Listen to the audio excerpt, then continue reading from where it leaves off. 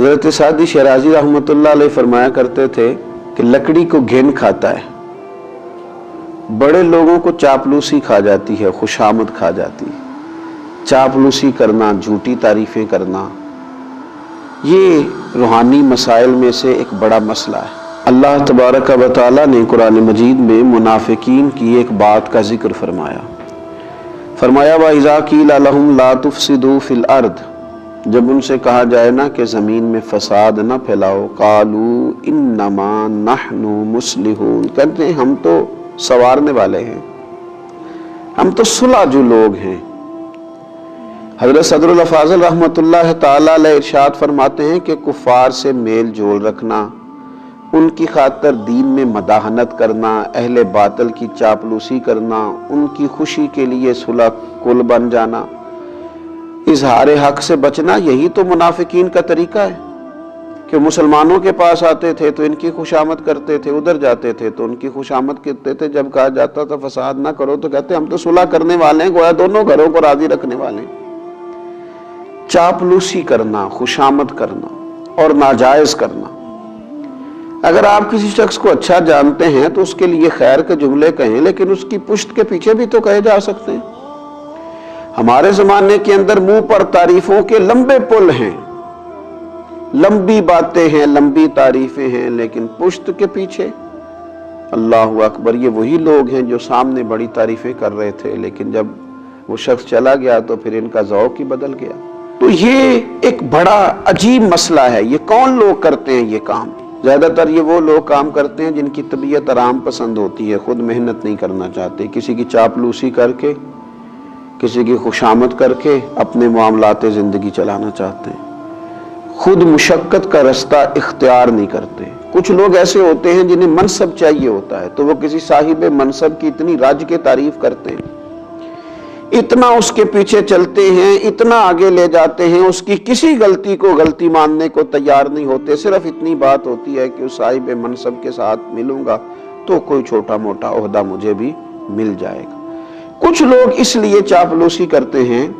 کہ انہیں شہرت کی ضرورت ہوتی ہے،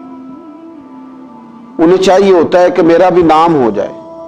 کسی بڑی جماعت کے نمائندے بن گئے، کسی بڑے آدمی کے نمائندے بن گئے تو اس کی جائز ناجائز ترجمانی کر کے وہ کیا کرتے ہیں، وہ اپنے لیے شہرت کا سامان اکٹھا کرتے ہیں۔ یہ لوگ ایسے ہوتے ہیں کہ جن کی پھر کوئی اپنی زندگی نہیں رہتی، کوئی اپنی شخصیت نہیں رہتی، کوئی ان کا اپنا وقار نہیں رہتا۔ ہاں، اگر تم نے تعریف کرنی ہے، اگر تم نے کوئی بات کرنی ہے تو رب رسول کی کرو، حضور کے صحابہ کی عظمت بیان کرو، نبی پاک کی اولاد پاک کا ذکر کرو، اولیاء اللہ کا ذکر کرو، دین اسلام کی تعریف کرو، دین کی حمایت کرو، دین کے بارے میں لوگوں کو آگاہی دو۔ اور پھر ڈھیر سارے لوگ ایسے ہوتے ہیں کہ جب وہ کسی کی تعریف کر رہے ہوتے ہیں تو پھر انہیں اس کی تنقید بھی کرنی پڑتی ہے اس پر جو اس کا مخالف ہوتا ہے، اس کے دشمنوں کے بارے میں انہیں برا رویہ بھی اختیار کرنا پڑتا ہے۔ اس کا لازمی نتیجہ یہ نکلتا ہے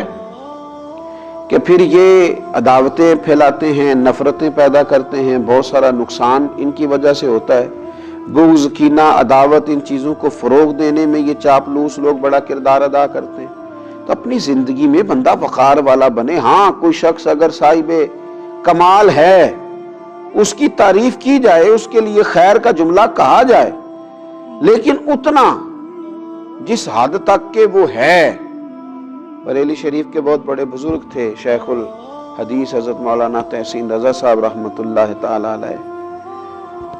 مجھے کچھ ان پر لکھنے کا موقع مل رہا تھا تو میں نے لکھ دیا کہ حضرت تہجد کے وقت اٹھتے ہیں، تہجد پڑھتے ہیں، میری ان سے بڑی عقیدت تھی۔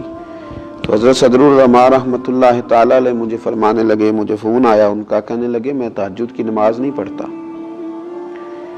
میں رات کو دیر تک مجھے مطالعہ کرنا پڑتا ہے، صبح چونکہ مجھے اسباق پڑھانے ہوتے ہیں تو میں رات ہی کو کچھ نوافل ادا کر کے لیٹتا ہوں۔ الحمدللہ سالوں بیت گئے ہیں، فجر کی نماز تو کیا جماعت بھی میری کبھی قضا نہیں ہوئی، جماعت سے فجر پڑھتا ہوں، لیکن تہجد میں پابندی سے نہیں پڑھ پاتا، میں اٹھتا ہوں۔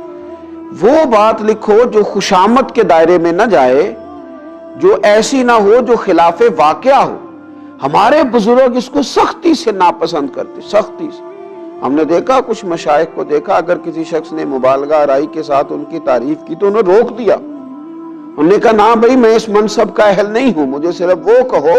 جس منصب کا میں اہل ہوں۔ لیکن یہاں خوشامد ہے کہ بڑی لمبی چوڑی ہے۔ اللہ کے پیارے رسول صلی اللہ تعالی علیہ وآلہ وسلم نے ارشاد فرمایا، جس نے کسی غنی کی مالدار کے لیے، حضور فرمانے لگے جس نے کسی مالدار کے لیے عاجزی اختیار کی اور اپنے آپ کو اس کی تعظیم اور مال و دولت کے لالچ کے لیے بچھا دیا، صرف مال کی وجہ سے، دولت کی وجہ سے اپنے آپ کو اس کے سامنے بچھا دیا، تو حضور فرماتے ہیں ایسے شخص کی 2/3 غیرت اور دین کا آدھا حصہ جاتا رہا۔ 2/3 غیرت چلی گئی، آدھا دین چلا گیا، کیونکہ اس نے مالدار کے سامنے خوشامد کر دی، اس نے جناب اس کے سامنے اپنے آپ کو جھکا دیا۔ ہاں ایک جگہ خوشامد کرنے کی اجازت دی میرے نبی پاک صلی اللہ تعالی، حضور نے اجازت دی۔ اللہ کے محبوب علیہ السلام فرمانے لگے، یہ بھی امام بہقی نے اس کو لکھا ہے، حضور علیہ السلام نے فرمایا خوشامد کرنا مومن کے اخلاق میں سے نہیں ہے، مگر علم حاصل کرنے کے لیے خوشامد کر سکتا ہے، اپنے اساتذہ کے لیے، اپنے مشائخ کے لیے ان کی محبت میں کچھ ایسے کلمات کہہ سکتا ہے جس سے ان کا دل اس کی طرف مائل ہو اور اپنے سینے کے علوم سے اسے آگاہ کر دیں۔ یہاں وہ ایسے الفاظ اختیار کر سکتا ہے، ورنہ اسے خوشامد کی، ہمارے تو گھروں میں اس آدمی کی حکومت ہوتی ہے جو خوش آمدی ہوتا ہے، ہمارے تو علاقوں میں اس شخص کی حکومت ہوتی ہے جو خوش آمدی ہوتا ہے، تنظیموں میں، جماعتوں میں، اداروں میں، خانقاہوں میں خوش آمدیوں کے غلبے ہوتے ہیں۔ یاد رکھنا خوش آمدی پیچھے رہ جاتے ہیں اور کام کرنے والے آگے نکلتے ہیں۔ کام کو ہی دوام ہے، کام ہی ہمیشہ باقی رہتا ہے، خوش آمد نہ کریں، کام کریں، ڈیوٹی کریں۔ یہ خوش آمد تو ایک روحانی مرض ہے، اللہ تعالی ہمیں اس مرض سے نجات عطا کرے۔